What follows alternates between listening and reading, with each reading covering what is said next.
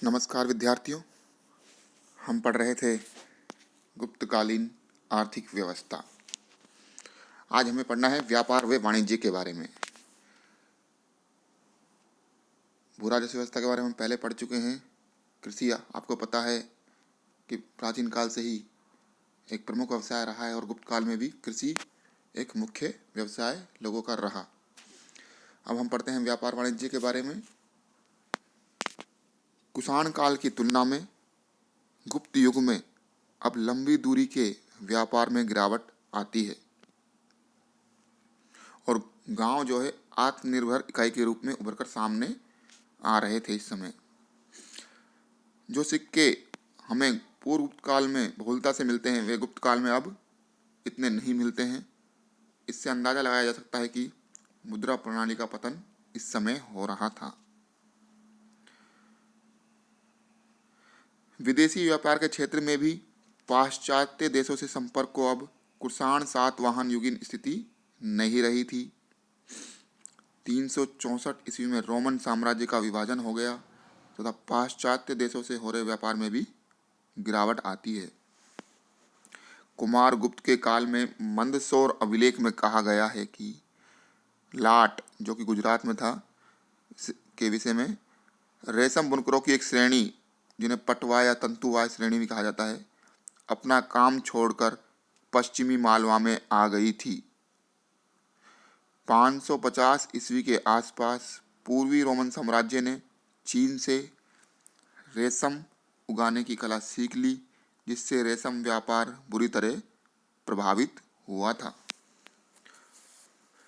गुप्त साम्राज्य के उत्तरवर्ती काल में व्यापारिक संबंधों में परिवर्तन दिखता है और जो कई महत्वपूर्ण पुराने बंदरगाह जैसे कि कावेरीपट्टनम व अरिकामेडु अब उतने महत्वपूर्ण नहीं रह गए थे, क्योंकि रोमन साम्राज्य का पतन हो रहा था।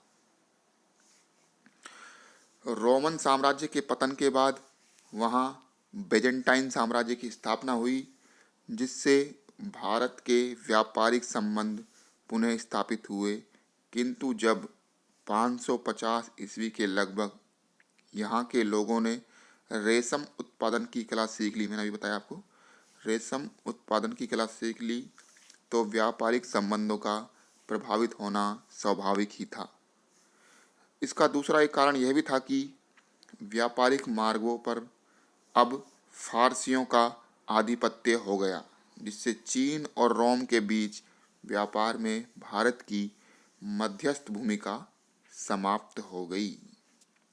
भारत फिर भी इथोपिया के रास्ते बेजेंटाइन साम्राज्य से व्यापारिक संबंध बनाए रखता है। कॉस्मस नामक विदेशी यात्री इसका उल्लेख करता है।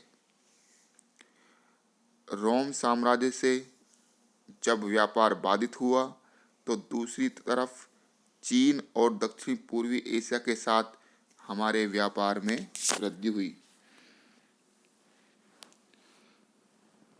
कॉस्मस के अनुसार भारत का पूर्वी एवं पश्चिमी तट श्रीलंका के माध्यम से जुड़ा हुआ था। चीन के साथ भारत का व्यापारिक संबंध संभवतः अदला बदली प्रणाली जिसे बोलते हैं बार्टर सिस्टम पर आधारित था, क्योंकि न तो भारत में चीन के अधिक सिक्के मिले हैं और न ही भारत के सिक्के चीन में मिले हैं।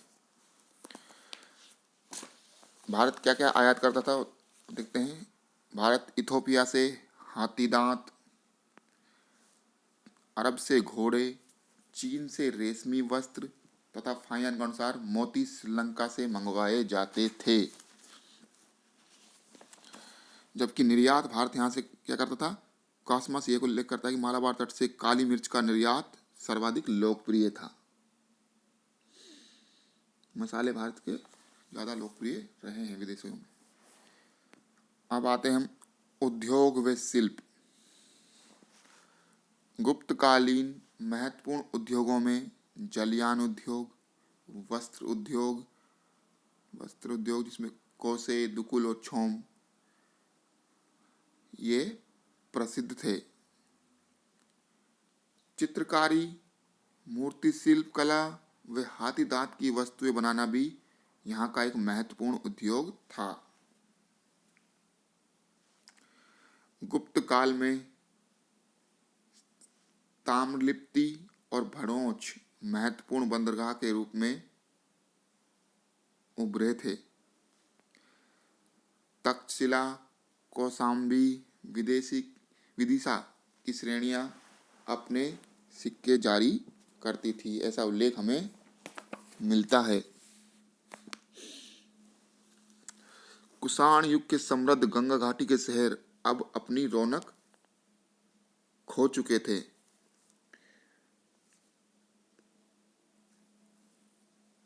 तो ये था हमारा व्यापार व वाणिज्य के संबंध में जो उल्लेख हमें गुप्त काल में मिलता है, उसका वर्णन ये किया गया है।